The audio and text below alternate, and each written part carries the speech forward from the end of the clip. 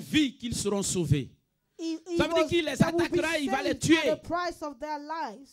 C'est au prix de leur mort qu'ils seront sauvés. Alléluia. Donc il a persécuté l'église. L'église a failli ne plus exister. Mais gloire soit rendue à Dieu.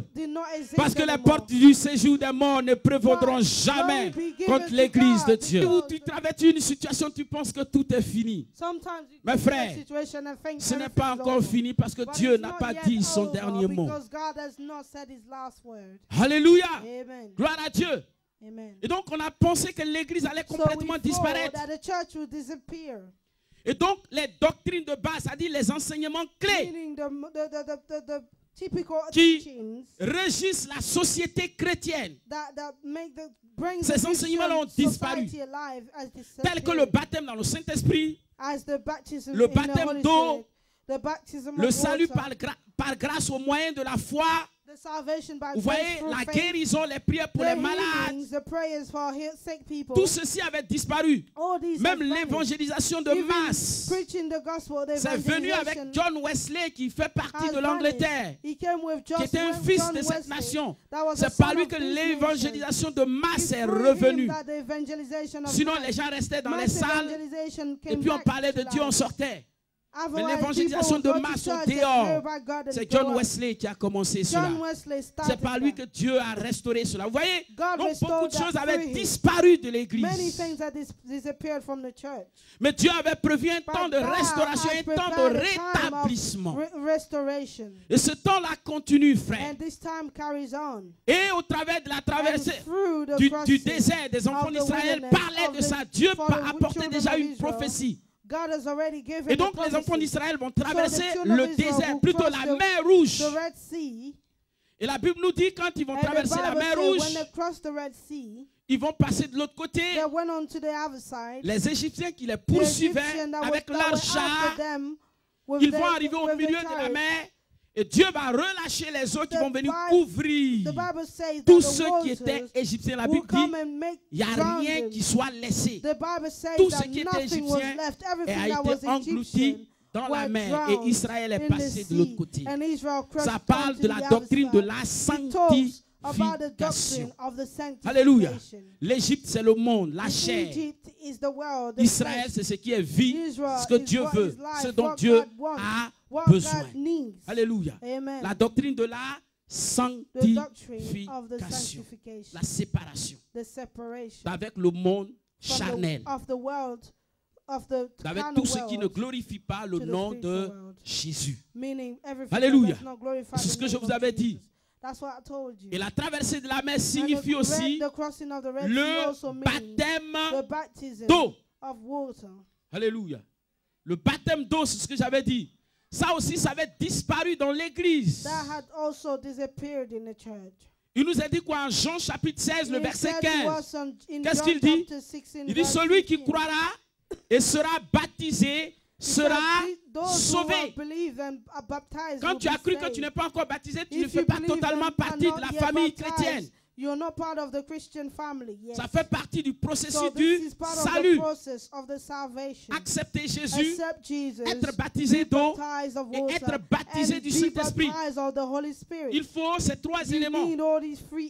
Voilà pourquoi il a dit à Nicodème, si tu nais de nouveau, il dit, tu verras le royaume de Dieu. Mais voir ne veut pas dire que tu es entré. Jean chapitre 1, à partir du verset 1 jusqu'au verset 3. Et au verset 5, il ajoute, si tu ne nais d'eau et d'esprit, tu ne peux entrer dans le royaume des cieux. Donc il y a voir le royaume des cieux et il y a entrer dans le royaume des cieux. Alléluia.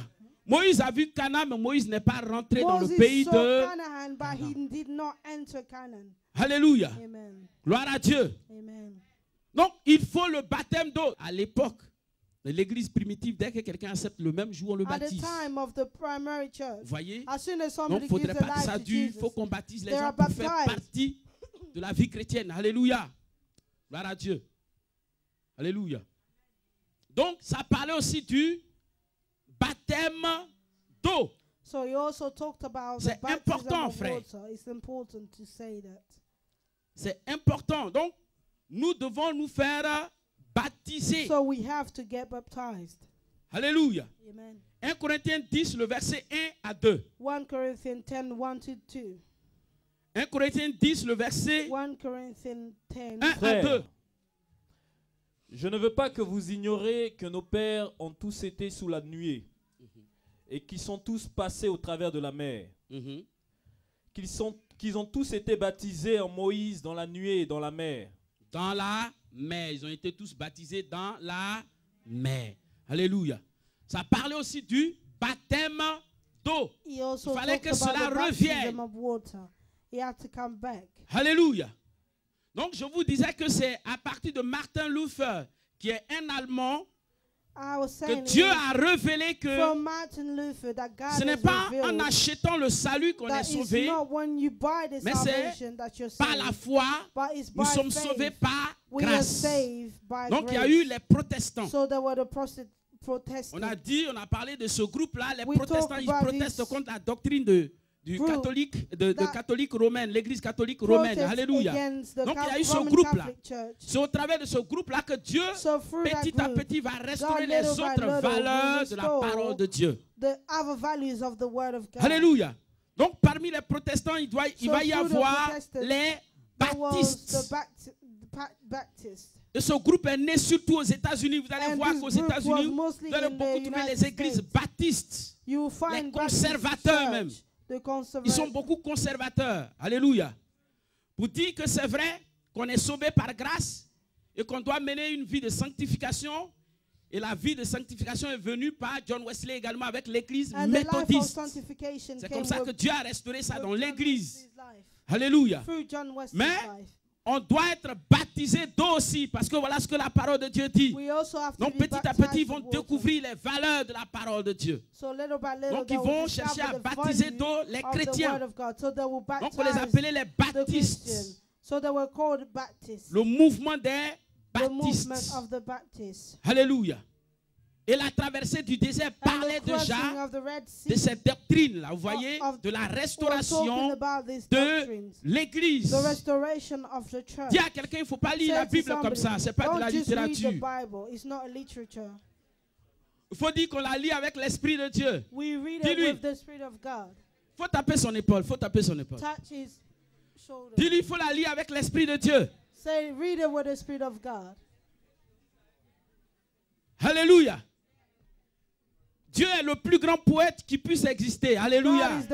Donc sa parole, ne la lit pas comme ça. Il faut la lire avec l'Esprit de Dieu. Alléluia. Donc la traversée parlait de la restauration de l'Église. Et c'est ce que nous connaissons.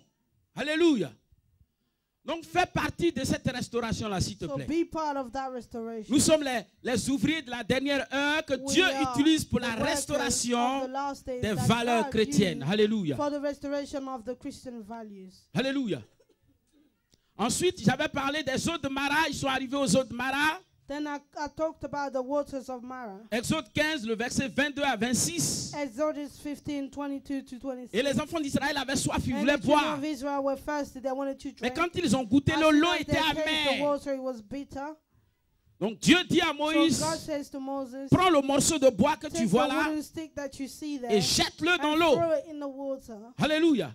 Et quand Moïse a fait cela, l'eau est devenue douce. Et les enfants d'Israël ont bu. Dieu a guéri l'eau.